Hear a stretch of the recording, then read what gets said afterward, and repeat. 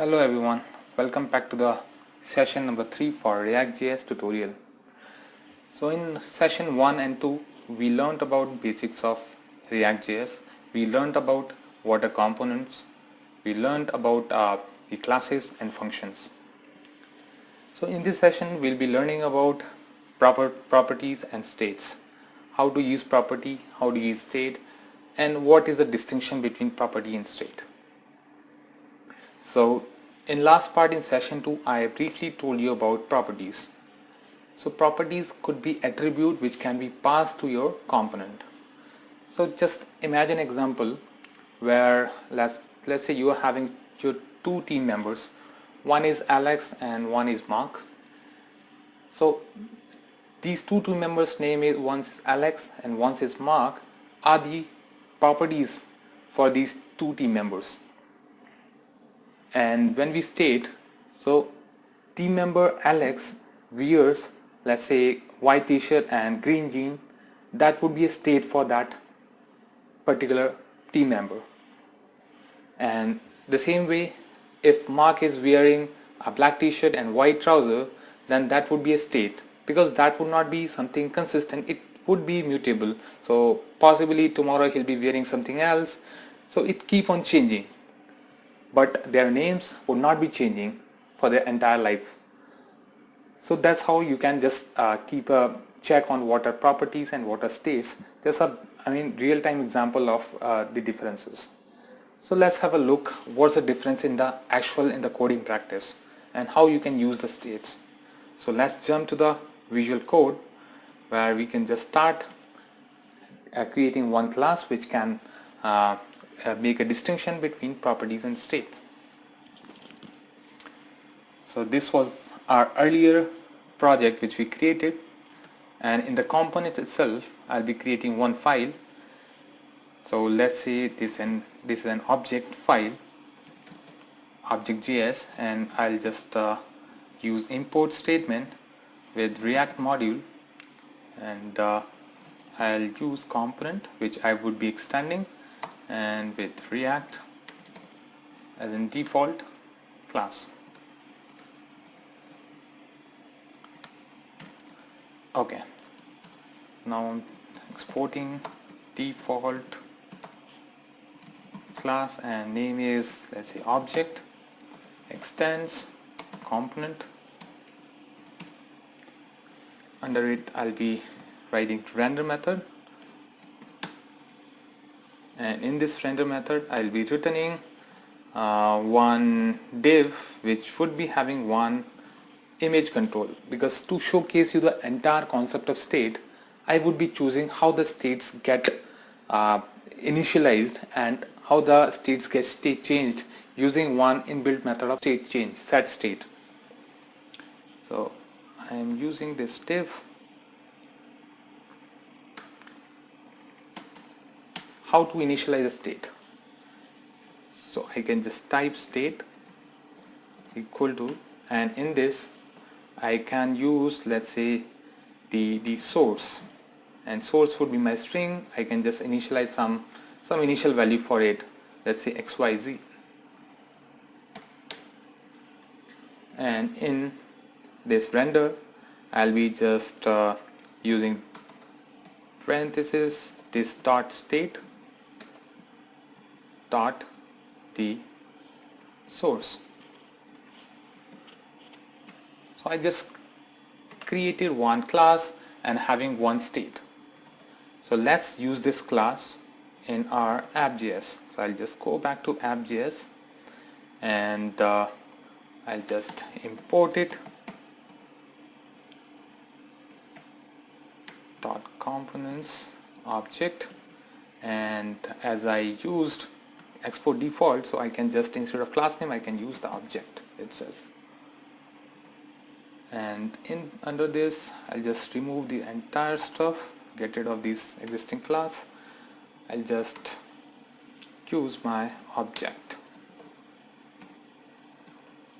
Alright, so I'm just saving it, running npm start.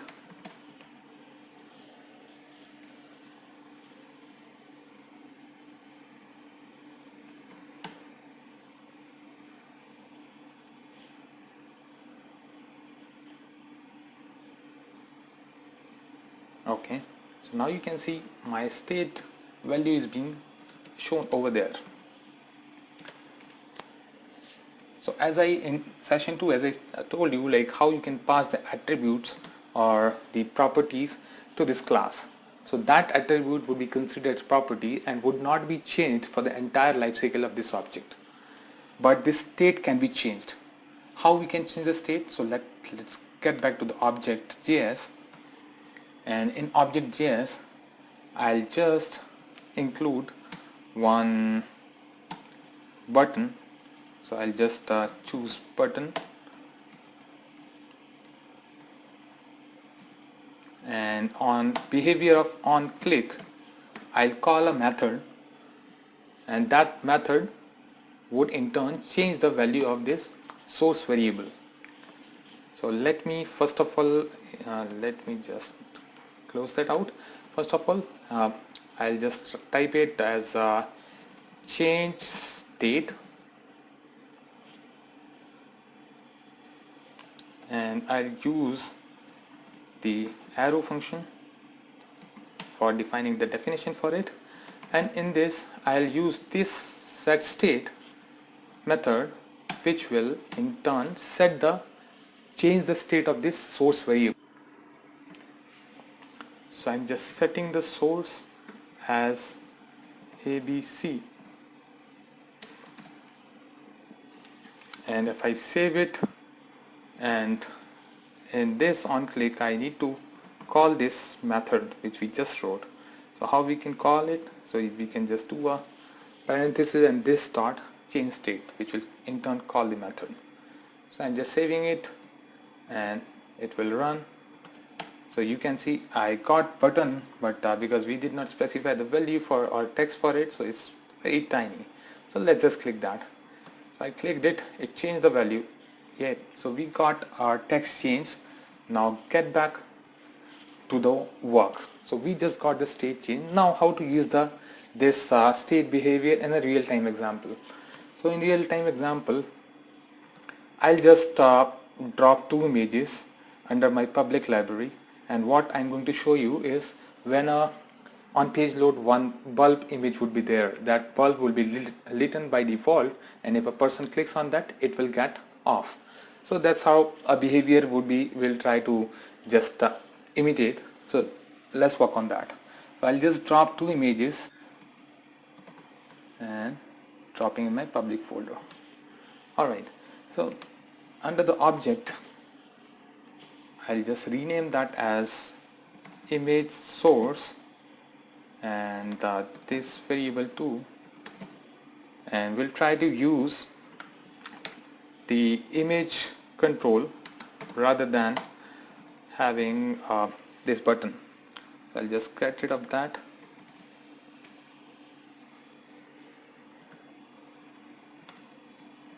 The source would be by default my image source.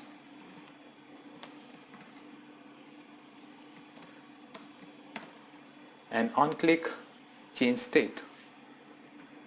Okay, so we are good. Now we can just replace the images, the source image. Let's say on default it should show the bulb on.gif, which we just placed in our public folder, and on click it should off the bulb off.gif. Alright, so we got source, we got our function binded, we are changing the source as well. So let's just run that one. So this is our window. So it did not render anything, so let's circle back. Why? We are having this source, this state.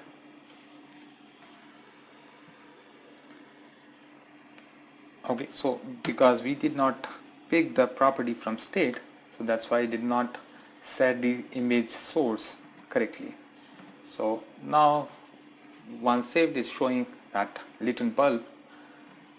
Now when we click on it, it showed the off bulb. So I just clicked on it, so it changed that.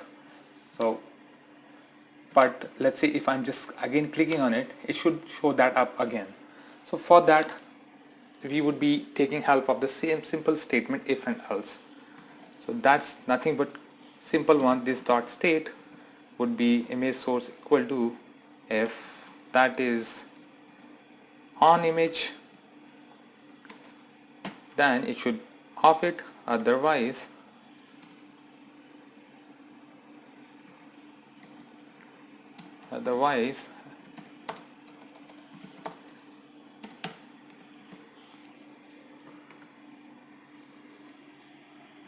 so we missed one parenthesis, so it formatted. Otherwise it will just set the state to a different one.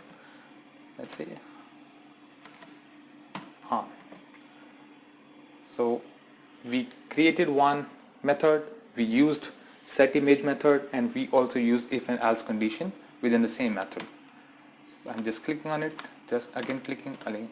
Now it's showing on and off, sort of a bit of animation, so you can just build out those stuff using the state. So as I said, state is mutable stuff. It can be changed within the functions, but properties can't be changed, which is passed with the component. So I hope you got the distinction between what is properties and what is a state. So this is end of session 3. In the session 4, we'll start with real-time application. We'll be building one project catalog where we will be allowing user to enter the project entry and also view all the details of the project entry, as well as could able to delete that. So that will take care in session 4.